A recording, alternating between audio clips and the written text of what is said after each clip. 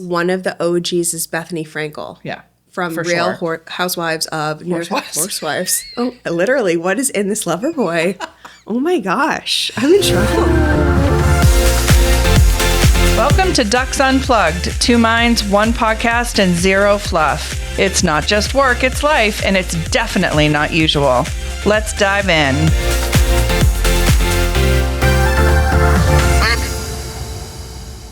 Hi, everybody. Welcome back to Ducks Unplugged. I'm Deanna Dolecki. I'm Ashley Ruggieri. And this is an episode I've been living for.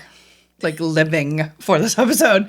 It's reality TV in business unplugged. Mm-hmm. And this is our world. Like, we love business and we love our reality TV. Yes. And so we're going to dive into a number of different things today. Mm-hmm. I do want to call out one quick thing, though. Right before we were filming, Ashley is quite sassy today. I am. And she just gave herself the name. Please don't. Sashley. So if you hear me say Sashley during the episode. Oh, no. That's what it's for. Jeez, here we go. All right, here we go. So we're going to start with our traditional What the Duck. And then we're going to get into just kind of unpacking reality TV as a business. Because it really is an insane business. Yes. And it's morphed a lot over the years.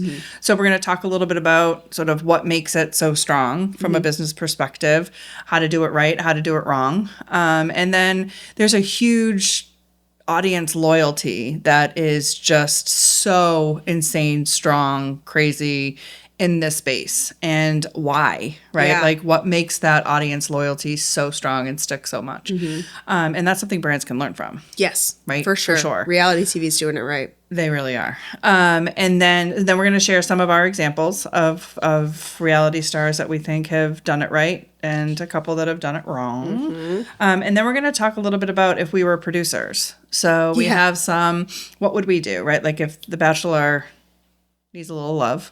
So what would we do there? You know, is Gen Z a great target for Shark Tank? Is there an opportunity there? And then I had some other thoughts. I'm sure you do too. So we're just going to kind of get into it and talk about it. And this will be a little bit more conversational, but in honor of our love for reality TV, specifically Bravo. Yes. We are both massive Bravoholics. We are going to drink this episode.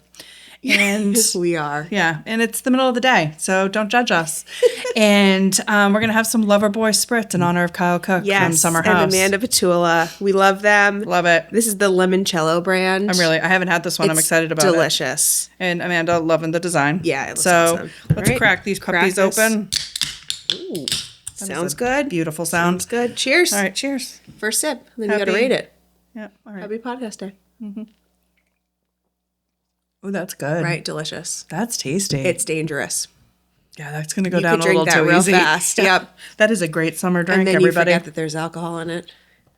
All right. Well, let's see how I'm talking at the end of the episode. I'll be even more sassy by the end of the episode. Ashley is really going to come out. Oh, that should be your drinking name. Oh my God. My drinking name persona. In college was Smashly. Smashly.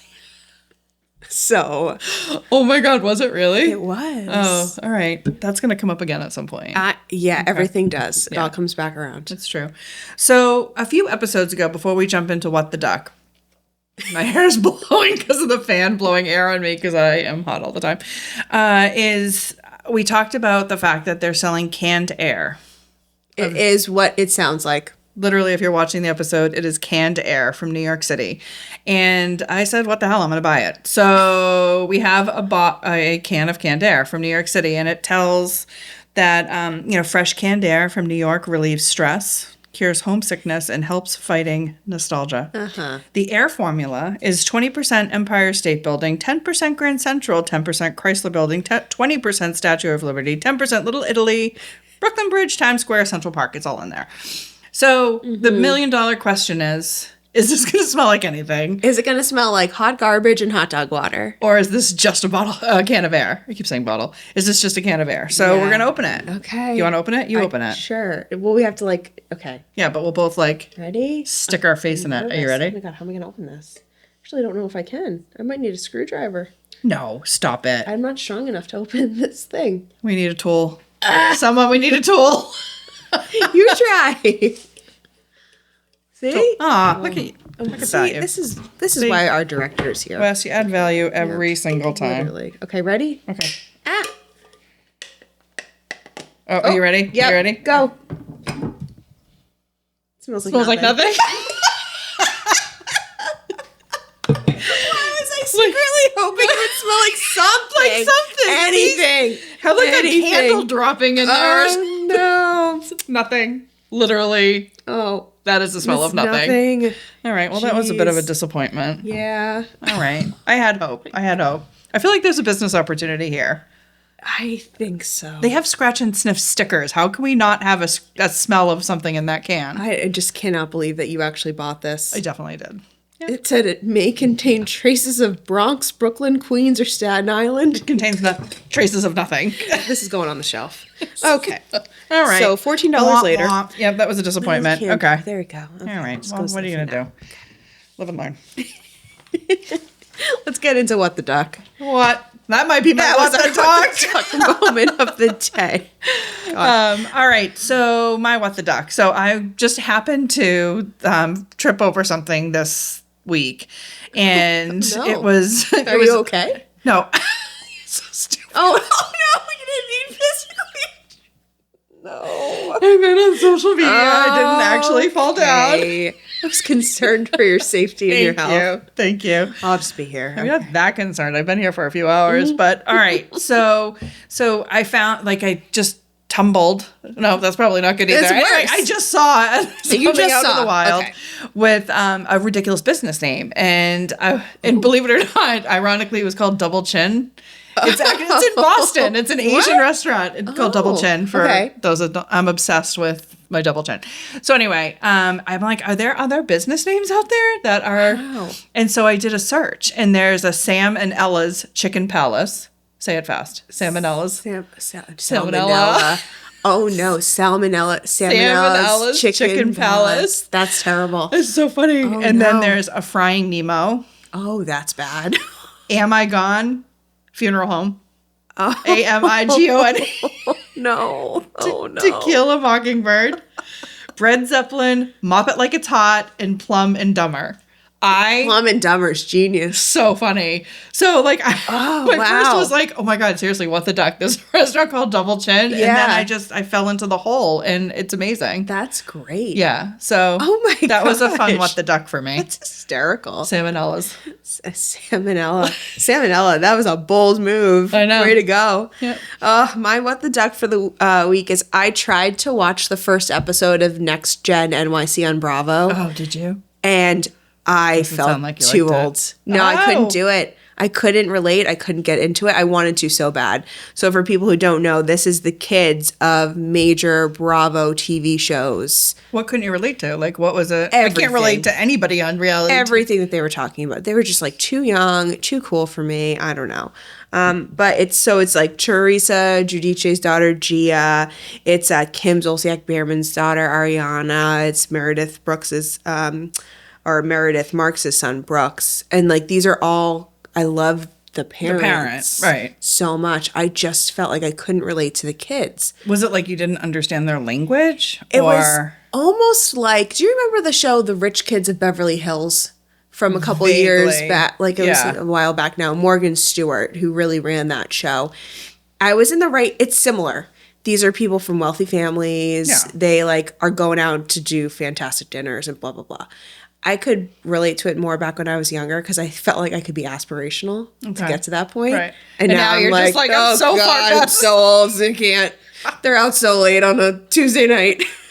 So I really tried. I'm going to probably give it a couple more tries, but the first episode was just a little rough for me. I'm hopeful for you. I hope so too. Don't quit. You're still young at heart, Ashley. They're all so Smashly. cute. They're like, oh my God, I so regret saying that now. Just smash this can on my head at the end of the podcast. I mean, that would be something a Smashly would do. No, so I that's definitely exciting. hurt myself.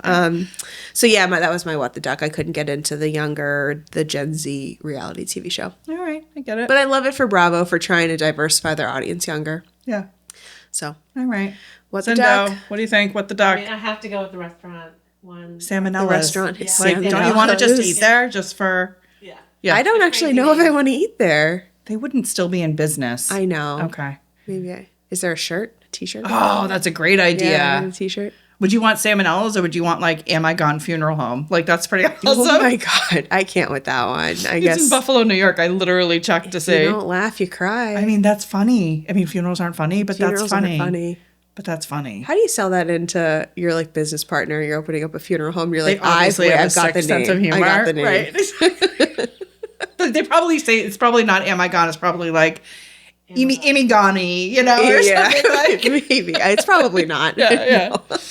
All right. That's So let's get into reality TV being a business and a big business at that. It sure is. Yes. It's not just shows. It's really easy to think that reality TV is just cute little shows on TV, but there's a massive ecosystem behind this. 100%. And it's designed to suck us in. Yes, effectively. To get us to buy things. I think so. I was thinking about the loyalty piece of it, and it's because we think we know these people. Yes. Like I think I know them, and I think I could be friends with them. Yes. And I'm not, No, and I you're don't not. know them. You do not know But them. like I then will like I want them to be successful. Like so Yes. like I will buy the thing because I think I know them and I love them and I want them to be Yeah. successful or whatever, Yeah. famous. So like I think that's where part of it comes in. So the business model around reality TV is really interesting because it's not a full scripted series. Those are really expensive to make. Reality TV, you can do it on a little bit of a leaner budget, and you're kind of starting to get things out in market and get very real-time feedback Yeah, on what's working, who is resonating, and you can make changes. Yeah. So once you get Bravo is obviously one of the number ones Yeah. for this model, but I mean others do it too very successfully, like Bachelor Nation. But once you start to get a couple of the successful shows and series under your belt, then the franchising starts. Yeah. And that's when you really make the money and go bananas on it. So just think about all the Housewives franchises, the Below Deck franchises, like they have made so many shows out of this with such loyal fan bases. It's true. Below Deck's a great example of that. I mean, how many offshoots do they have? 6. So when I thought about this topic, I took it more from the I don't know what to call them. It's contestant, celebrity, whatever. Yeah. The people on the shows. Yes. Right? Participants. Participants, yeah. So I took it cast members. That's what I wrote. Cast members. There you go. It's like they're beyond personalities. They're products. Yes. Right? And Yes. that's what they kind of turn into. And even the villains, right? I mean, everybody has an opportunity. And some do it really, really well. Yep. Correct. And it can't be too, and we use the word inauthentic a lot, right? It has to feel genuine. It's a fine line because you have to have some kind of storyline. Yeah. But it can't be overproduced. Right. Otherwise, the fans know right away. Right. So- and in many ways, your hands are in the power of the producers, right? Yeah. Because they're the ones that manufacture the line. If you get a bad edit, you get a bad edit. Right. Yeah. So the reality TV landscape is the cast members are the product for the reality TV, for the series owners, for the Bravos of the world or the Bachelor producers of the world. But then the cast members also have their sub products. And I think it's fascinating that those products then become part of the storyline. Yes. So you are seeing in season 2 or 3 or 4, Craig Conover from Sewing Southern Down South. Charm. Right. Yeah. Right. Sewing. Yeah. And getting made fun of for it. Remember the classic line, "What's wrong with my sewing?" Yeah. And then all of these seasons later, it's this massive character arc for him. And he has Sewing Down South and he has successful. Ugh. I had 2 sips of Kyle and Amanda's drink and I can't speak. God, you can't handle your liquor. Yeah, successful pillow line, and he's expanding his stores, and it's just there's a lot of opportunity if you can get onto a show like this and you can do it and do it right. right and do it right because we've seen a lot of people not do it right. Yes. But and I think some of these shows too then do a really good job of like BravoCon, right? Like taking the loyal audience and marketing it into these moments during the year where you can bring the community of people together and Yep. I mean, can you imagine how much money they make at those things? Like, I can't even imagine. Yeah, and then the individual cast members that are going there because you get putting their like boots you pay to get a picture and a hug or whatever, right? Like it's crazy. It's crazy. Yes. It is an ecosystem. It's a good word. Did you hear my story about how I got to meet Brittany Yes, I'm from jealous. Vanderpump in the Valley? I've seen her. Well, we saw her together. Yeah. And then we didn't get a picture with her. You got didn't, yeah. And then I saw her. She does meet and greets across the country in different places. So she came to a local bar in Boston, and you paid a certain amount of money, and you went there, and you got a picture with her, and you did a little trivia quiz, meet and greet, and that was her night. So it was the trivia thing again? It was a little bit of trivia, but it was a lot of Q&As. But she's successfully able to do that in a bunch of different places. Like, she is the product. Yeah. She's making money off of herself. People just want to see her in person. Yes. I mean, we were those people. Yes. And I was that person twice. So obviously I love Brittany. I mean, I'm not going to say you're a stalker, but, you know, it's fine. I'm supporting her. I'm helping support her. Right. I really like her. I was very jealous of the photo. Yes. I'm not going to lie. Yeah, she's very small. Yeah. She's little. I can't believe people... I can't with the comments on the TV. Everyone just looks... like so much bigger on the TV, and she even looks taller on the TV, like, and then you stand next to her, and you're like, "You're a peanut." Well, and people are like, she made comments about her weight and her body, and it's like, you're insane. Never okay. You're insane. All right, so let's talk about some things. Some people or cast members that we think have sort of done it right, have really navigated the reality TV crossover into business empire world well. Yes. Do you have some that are like your tops? One of the OGs is Bethany Frankel. Yeah. From Real Housewives of New York. Horsewives. Oh, literally, what is in this Loverboy? Oh my gosh. I'm in trouble. Oh my God. I will be speaking a different language by the end of this episode. Can't wait to watch Horsewives. But she's one of the originals, and part of her, don't look at me like that. Sorry. Oh my God, I'm getting judged. We're both drinking the same thing. Part of Bethany's storyline was her starting Skinny Girl. Yeah. Margaritas. Yeah, that was like from day one. And then her whole entire Skinny Girl brand. Right. And then she got her own spin-off show from it. Yep. And she sold that business for a ton of money. $100 million. That's good for her. Insane. Yes, good for her. And like, that was a lot for... But she came onto the show, like... ready to promote this brand, yes. Right? Like, it was not... Which I think is different. That's probably one of the first times that had happened. Yeah, definitely. I mean, you have Vicky Gunvalson, and she was on The Real Housewives of OC, and she had her insurance company. Right. That was part of it, but it wasn't necessarily her storyline. Correct. You knew what she was doing. But it was more she was a successful businesswoman, Bethany came on, and she said, this is my storyline. And I want you all to buy it. And I'm going to do it. Right. And she did. And now...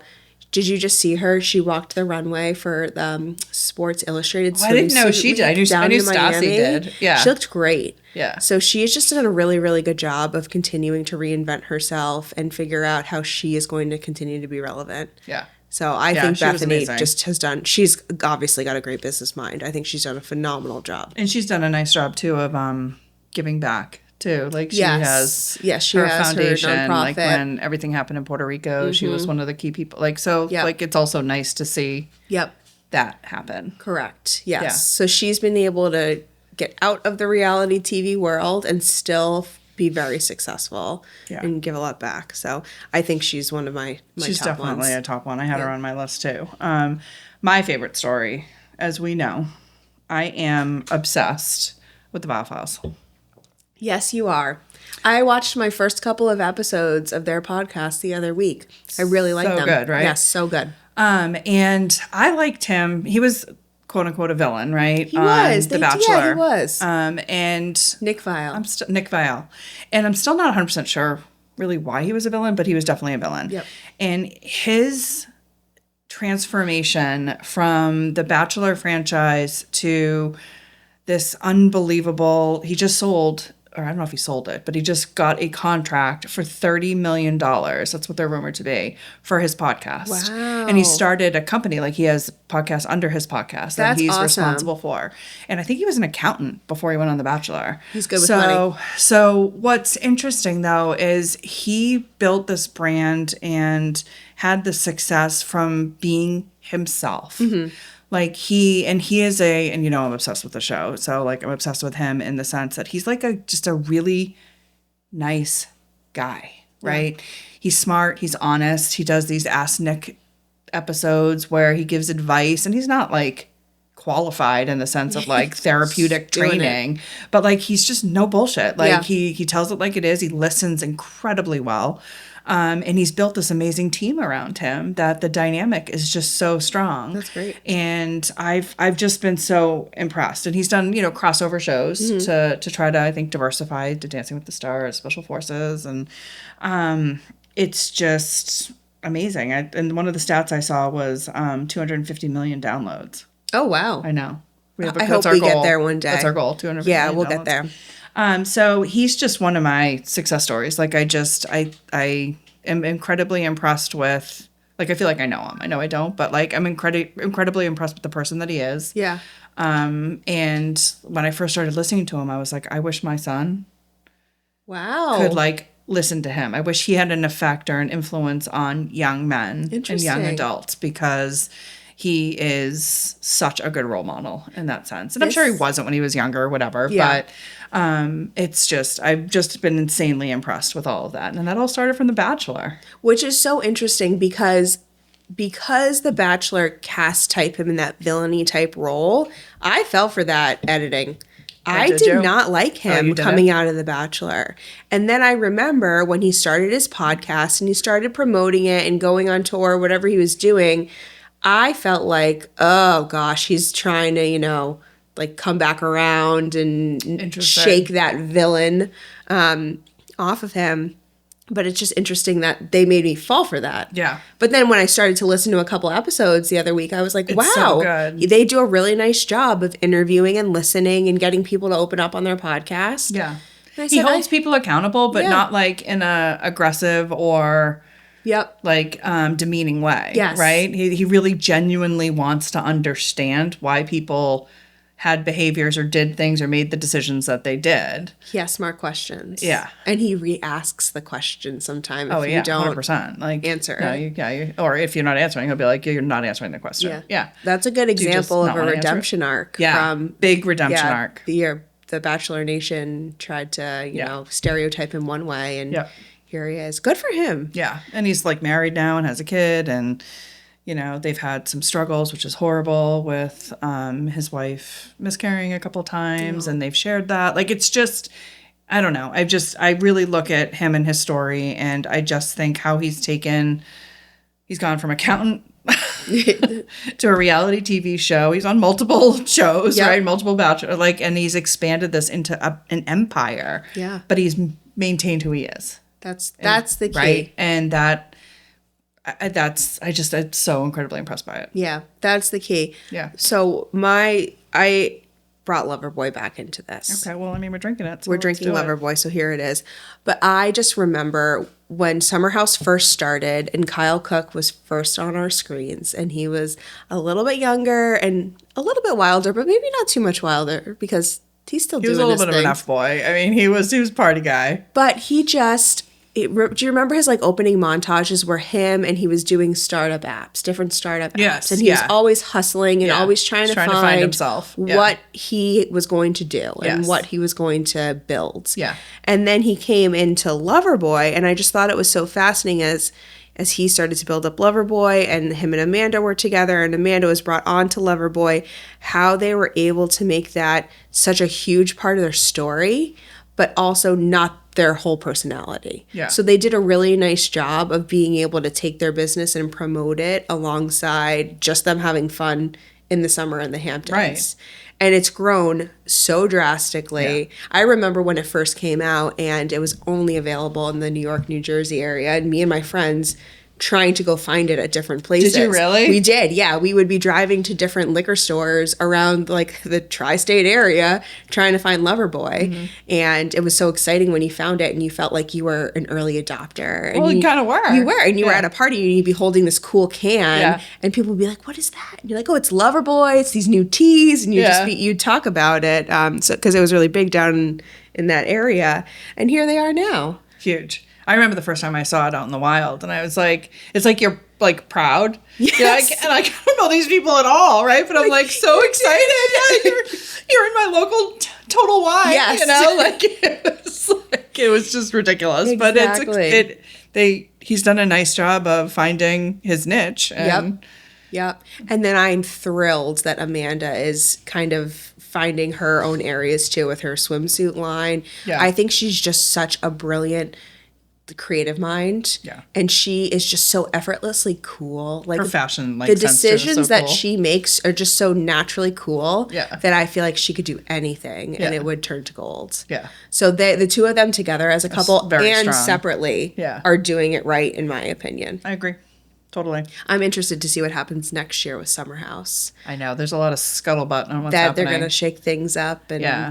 Because they're really aging out. I mean, They are. so, like, there was talk about, like, making Sierra, Paige, Amanda, and Lindsay, like, would love that. housewives. I would love or that. horsewives, as you like to call Horsewives. it. And doing something like that, and then having maybe, like, you keep the Jesse and the Wests and the people that Yeah, are still, like, that are going still out going and out. partying, Emerald, you know, that's Yep. one thing that I think it was actually on the Vile, I don't think it says Vile, next podcast. See, you also had a couple sips, so here we go. Next podcast. I like him so much I can't pronounce his last name. And so they were talking about how Emerald, right, got such a bad rep. He did. And he's just doing the stuff that everybody else did Yes. 10 years ago when the show first started, Yes. right? They just aged out. And so, like, take Summer House and try to get it back to, like, what it used to be and what it's supposed to be, but then make sure to have something else for the cast members that we love. Yes. So, yeah. Emerald did get a bad villain edit. I know. this I season. mean, it wasn't great, but, like, what he was doing, but it's not like that's not what almost everybody at the Hamptons is doing every And weekend. it wasn't the only thing he was doing. They were just cutting him out of episodes. They were. He didn't get a great edit, as Nope. we discussed No, earlier. correct. So Stassi Schroeder's on my list. Oh, she's great. So I've been following her from day one, right? And she had a massive fall, right? So Stassi is, for those that don't know, she was on Vanderpump Rules forever. And she kind of had a mixed edit, I would say, over the years. Yeah, Sometimes very she up was and not down. liked, then she was liked, not liked, right? Very strong personality. And she ended up getting fired from Vanderpump Rules over a scandal that happened. And she lost her podcast. She lost her job on Vanderpump Rules, and she has made this amazing comeback.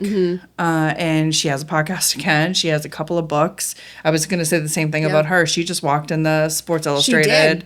She looked amazing. great. Yep. She's 36, 2 kids. And so book tours, cameos, merchandise. She was just on Vanderpump Villa. Like, it's just been crazy to see such a huge fall and then such a huge build back, Yes. right? And she is building a bit of an empire for herself. Yeah, I really like that after she was fired and the whole scandal happened, she gave it some time to cool Yes. off, and it made you think that she was really reflecting, and I'm sure she was reflecting. Yeah, right. And I remember her coming out with this like big, like it wasn't even an apology. It was kind of like just a statement that I own what happened and I'm learning. Yeah. And nobody expects everyone to be perfect. I Right. mean, we do expect a lot of our reality stars to be perfect. Right. But at the end of the imagine day, if we had cameras on ourselves 24 hours a day. No. So I liked how authentic that portion of her life was and how she really was able to rebuild her brand. Me too. Because that's universal. Brands are not going to always be rainbow and sunshine. No, you're going to have hits and misses. Have hits and misses, right? and you're going to have to figure out how to rebuild and reposition yourself. And yeah, she's a really great example of that. I agree. I had Craig Conover. I know we already talked about him. I just think that he's also a really great example of longevity in a Bravo series. He's been there for a very, very long time on Southern Charm and being really smart about building his own brand image. I could also talk about Paige DeSorbo for days. Yeah, I mean, she's just such a boss. We talked the other day about the collabs, and we said Paige and Zara do a sleepwear line. Do you see she's launching her own sleepwear line?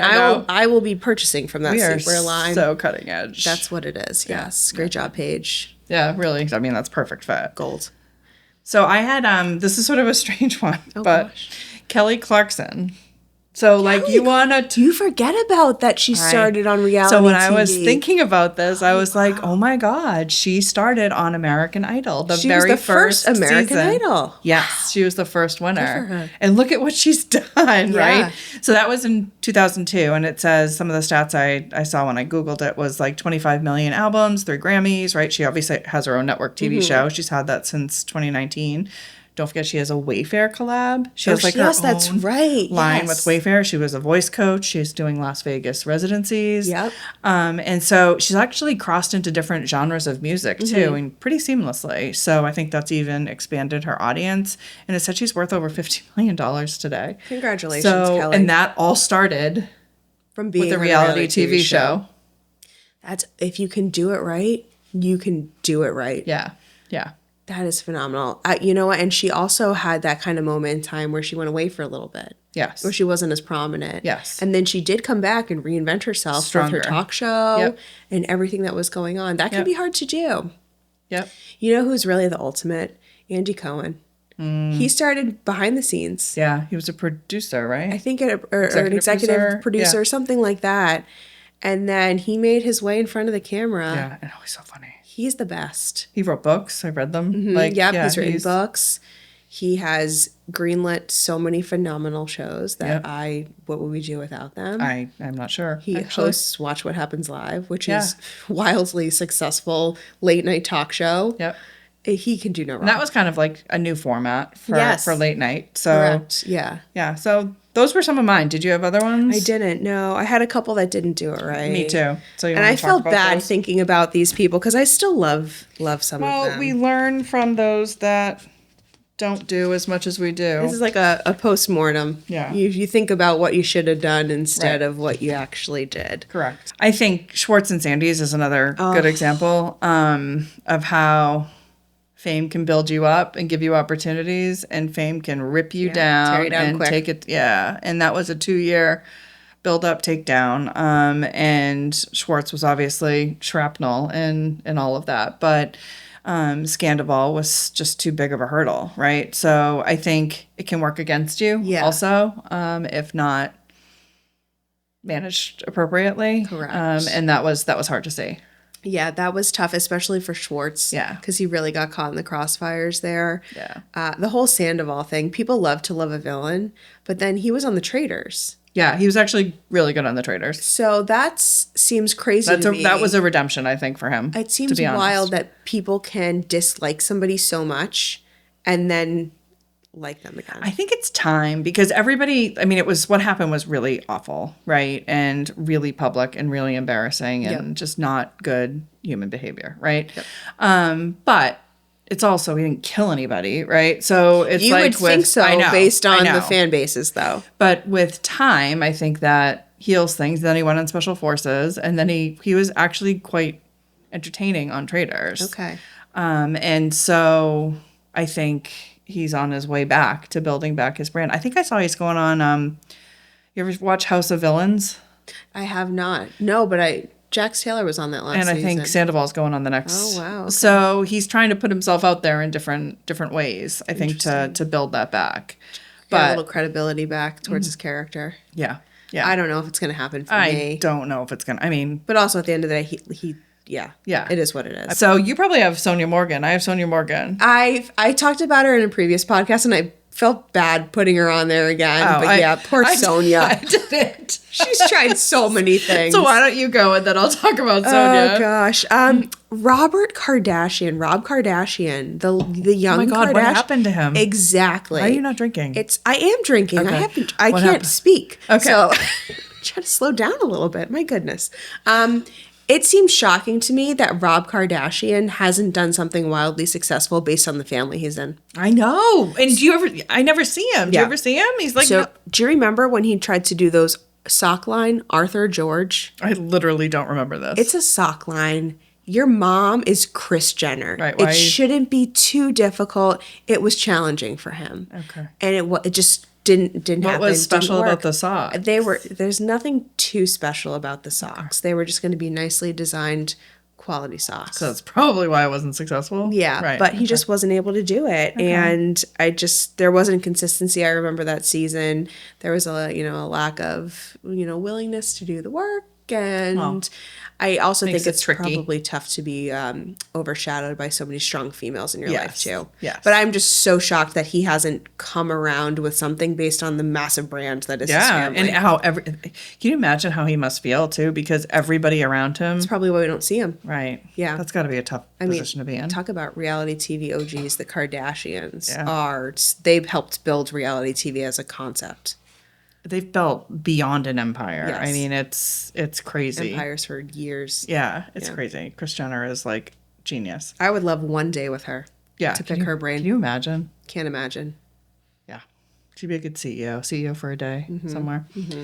So I'm gonna circle back to our girl Sonia. We do love Sonia, but Sonia's tried so hard. She's just tried so many things, but that's the thing. Like she's tried so many things, but everybody still like loves her. Yeah. Like it's not. But she tried the Sonia Morgan clothing line, right? The affordable couture, and it like finally launched, right? And it wasn't successful. Yeah. The toaster oven that never happened. There was a prototype. Like I don't think they ever made it. No, they definitely They talked didn't. a lot about it on the show. That was a couple episodes. Yeah, they didn't. Yeah. No. Tipsy Girl Prosecco. Oh, that's right. I forgot about that drama. Skinny And Girl, then Tipsy Bethany Girl. was super mad because it was way Yep. too close to Skinny Girl, so that Yep. fizzled. So she's had a rough road. She has. But I think she like keeps sells trying, the idea before she actually has the business plan behind the idea, which tracks for her. which is a little tricky. Yeah. You need the business plan. It is kind of. It gets to the point where it gets a little bit sad though because it becomes almost a running joke. It is not almost. It is a running I was trying joke. to be nice to her, okay. but yeah. So although that last season of Crappy Lake with Sonia and Countess Luann I didn't watch it. it was supposed to be very funny. I only got an episode or two in because it was amongst a lot of other Bravo shows. No, My plate was full. You have to. But plate was full. my plate was full of reality TV. But I heard that it was really good. Oh, so maybe we should try to watch it. Yeah, at so some I point. think Sonia should firmly stay on reality TV. Oh, yes, and maybe just for stay away sure. of trying to. No, create I think a that's product that's her business. brand is reality TV. Like Her brand I is think she absolutely needs to be reality there. TV. Yeah, she did good. So I think overall, I tried to summarize what was setting people apart as a winner or a you tried but you didn't do it. Mm-hmm. And the people who got it wrong in reality TV are either it's too trendy, their product doesn't fit the market, like Sonia and a toaster oven Like, it makes doesn't make any no sense. sense. They're relying on controversy for the attention, Mm-hmm. and that makes it seem super inauthentic. You're jumping around. You're a Prosecco, you're a toaster oven, you're whatever. For sure, right? Or if you're not showing the journey, because part of it is that people want to be invested in what you're building. Like Loverboy, that's Like a good example. Loverboy, you're right? so invested in Right. this journey, and here we are drinking Loverboy on Right. our podcast. Right. And the people who get it right build on their brand. They're solving a need. They're being trustworthy and authentic, and it could be good or bad authentic, but they're being themselves. They're picking a lane, Yes, and they're involving their audience. yes. And I think that that's what brands need to keep. This is overall brands watch reality TV Yeah, because you can learn a lot Yeah. from what people do. Be wrong and right. unabashedly yourself Yes. and stay in that lane, Correct. right? And then just get stronger, better. Everything. Keep building the lane, Build the lane. right? Yes, The lane can get bigger. sure can. Unless you're the Mass Pike this whole summer. No, when we're in the lanes California. will We're get like the smaller. six lane highway. We're moving to California. Yeah. So then we wanted to talk a little bit about if we were producers, right? Like, what would we do if we ran the world, Smashly? What would we? Okay. What would we do? Let's start with The Bachelor. So it needs a lot of work to flourish again.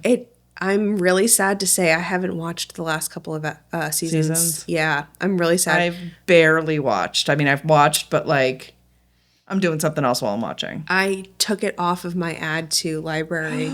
That's how bad it got. You broke up. I broke up with it. You broke up. Yeah. And I tried for a little bit to watch just Bachelor in Paradise, BIP, if you will. That's what we call it in this household. 'Cause my husband would watch it with me. You were And hoping that was gonna like was sound cool. I know. I'm sorry. It just okay. Okay. I thought it sounded cool.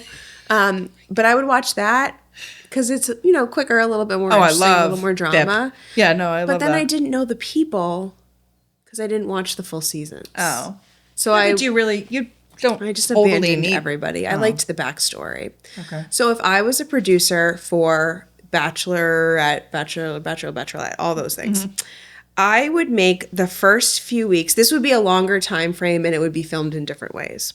And our director is going to be like, you're crazy. This is so much money. But this is what I would do. The first couple of weeks would be all speed dating. There would be a couple of contestants, a couple of people. I have that too. So there would be a couple of people and there would be speed dating across the first couple of weeks. And you would narrow it down to a very small pool. Okay. And by the end of it, you wouldn't be engaged, but you would be firmly dating. And then from there, you would go off into the world, kind of like they do. Like this is Love is Blind. Kind of like that. Yeah. You'd go off into the world like Love is Blind, and it would be your own content that you're filming. Because let's be serious, all these people want to be influencers anyway, so they have the ring light, they have the gear, and they're just filming their day-to-day, and then production's getting all the snippets of content, and they can edit it together. And then once you've gotten to the point where you are really serious, then there's a massive wedding. And you're filming and you're doing the whole big thing at the end. Oh, so you want like the wedding. I you don't want the engagement. Everything. You want, okay. I want a couple. I want a real couple at the end of it who's going to get married. How long is the show? It's probably going to take 2 years minimum. Oh my God, Ashley. Done, which is why Wes would be like, you're crazy. This is never happening. But if I was going to do it and I had no budget, this is what I would do. I want to see some longevity. Yeah. No, I agree with that. I think I had something similar. I think, not 2 years. But I think maybe people get engaged in a year. I don't know. It wasn't me. I think that, first of all, the contestants that are going on, I think the one lead in 25 contestants doesn't work anymore. No, it's crazy. There's too many other shows out there that are competing with this that have the BIP type format or have... See, you like BIP. I'm just trying to make you feel better by using it. And so, I think Love Island, Love is Blind. There's just so many options to date multiple people and have choice, which gives you a much better chance of finding connections, right? Because you can choose who you're matching up with the best. So if The Bachelor was going to stay, and I think there's too much clout chasing. I mean, everything we just talked about with reality TV and business, you can't only be going on the show to be famous. Yeah. Right. I get that's part of why everybody goes on the show, but it can't be the only reason. Yeah. And so it would be interesting if they had, I either said evolve Bachelor in Paradise to not be the nasty hot island weather that makes me feel bad everyone's for them so half the time. sweaty. It's gross. Nobody wants to see that. Yeah. Or you have multiple leads, both genders, and then a whole mix of contestants. So I think that could be good. It would still be messy. We still want our drama. We still want messy. Yeah. But in a more productive way because, and I think you have a better chance of success that way, right? Because I think people could actually find and pick people that they genuinely like. Yep. And I think the word I would use for Bachelor right now, which is the kiss of death, is indifference. Oh, yeah. That's where it is. Kind it's of. Nah, it's there. I don't need to watch on, it. It's fine. it's just blah. They got to shake up the format, They have too. to really shake it up. We can't do, we're all in the house, and then there's a rose ceremony. Get rid of the mansion. And then you go on one trip, and then there's a rose ceremony. Correct. Yeah, we need to really shake it up. I don't think the one lead with the 25 contestants works anymore. All the other stuff that's out there is better. Yeah. What if they brought in the millionaire matchmaker? What's her name? Patty Stanger. And she helped the leads figure out who their matches would be. That could be interesting, a crossover. Do you know Patty and Nick did a show together too? Did they really? Yeah. Oh, I have to watch that one. Yeah. I really liked Patty. That was a good show. Millionaire Matchmaker was hysterical. She was brutal. So brutal. That would be good. Yeah. Yeah. So I think we agree, right? The Bachelor needs to make some major changes to stay relevant. I liked the Golden Bachelor. I thought that was I thought that the Golden Bachelor was going to help regular Bachelor segue into something different. Right. Because that was a really great season. I don't think the regular Bachelor has been renewed yet. Really? For another season. Oh. Bachelor in Paradise is filming. Okay. But that Bachelor in Paradise is doing regular Bachelor in Paradise and Golden Bachelor in Paradise. I did not know that. At the same time. I did not know that. I don't know how they're doing it. I will watch that. Right. So I don't know how they're doing it, but it'll be interesting. Okay. So sounds like change is a-coming. Change is a-coming. Perfect. What do you think about Shark Tank for Gen Z? I like Shark Tank for Gen Z, but for me, it wouldn't be fully formed products that Gen Z is bringing forward. It would be further up the funnel. I have the same We thing. are the same mind. Oh my gosh. Same mind. Yeah. Because I'm just thinking for a Gen Z to be able to take an idea and bring it all the way through to a product and then present it, it just doesn't seem doable. Yeah. But I agree. I had pre-Shark Tank. It's sort of like a pre-Shark Tank vetting. But I think with celebrities or influencers. And more mentorship. Yes. Yeah, because I do think that Gen Z has just a lot of different interesting ideas. They clearly think different. They were brought up in a different way. They had a lot more access to technology. They have different values. They use the internet and socials in a much different way. Did you see the article or the link that my mother sent the other day? There was a student at Providence College who was working. Did you not read it? It was a student at Providence College who was doing some project. I'm not going to remember all the details. Yeah. But she basically developed a reusable straw that detects the date rape drug. No way. Good for her. So that's a college student. Your mom sent that to me? She said you need to check your text more often. Oh my God. Okay. I'm so sorry, Eileen. Yeah. Okay. Yeah. But it's fascinating and kids, in college, they're not encumbered with all the baggage and stuff that we are, right? Yes. So the ability to come up with net new, right? I think is easier when you're that age. And so I think there could be really cool stuff, but I agree with you. It has to be a pre-Shark Tank approach. And then I would like to see it not just be the pitch. I would like to follow the idea and what starts to happen with that idea. Yeah. And then how it's rolled out too. Because the launch strategy that Gen Z would put together would be wild. Probably just TikTok. Maybe. I wrote a couple of additional ideas if I was a producer. Did you? No. Oh, okay. Well, I did. I'm just gonna drink. Yeah, I'm just gonna keep I'm drinking. gonna take the second half of this lead. episode. Take the reins. Monologue. Take the reins. Real Housewives. Actually, speaking of Real Housewives, so one of my hot takes was Real Housewives needs some love, in my opinion. All right. All of them? So it's gone too far from where it started out, and I don't like it anymore. Okay. So it's my hot take. Okay. Okay. And are any of them actually housewives anymore? Excellent question. Excellent question. So so let's talk about it. So I know you still watch it. I do. Some of them. I catch bits and pieces here and there. Mm-hmm. And I just think they have to change the format.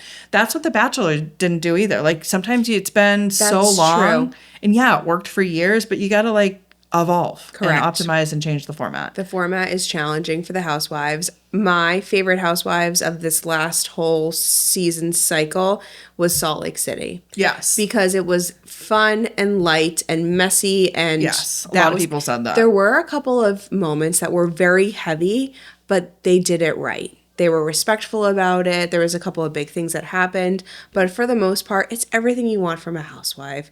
We're getting a little messy. We're having a little fight. But why is that one working and New York bombed? So is it that they don't have? Are they being run by different? They're all run by different studios and production companies. Yes, they have different production companies for different ones, and I think it's the makeup of the cast too. But again, they should have certain consistent standards on what they're looking for, right? To make a successful show. I think so. I think it depends too on the franchise. So New York City is supposed to be more of the high-powered, driven woman. Salt Lake City was supposed to skew a little bit more at the beginning of the more traditional housewife kind of. That didn't work. All of these women have their own businesses and are very forward about them. Lisa Barlow's tequila company, Vita Tequila. Yeah. She brings it up every 5 seconds. She should at this point. Everyone else is doing it. Right, exactly. And then you have some of the OC ones, OC ladies, and they're so far along in their journey that it's too manufactured. Yeah. So all these franchises, I think they need to just take a quick look at them. Or they have a shelf life. Or they have I hate saying it because, right?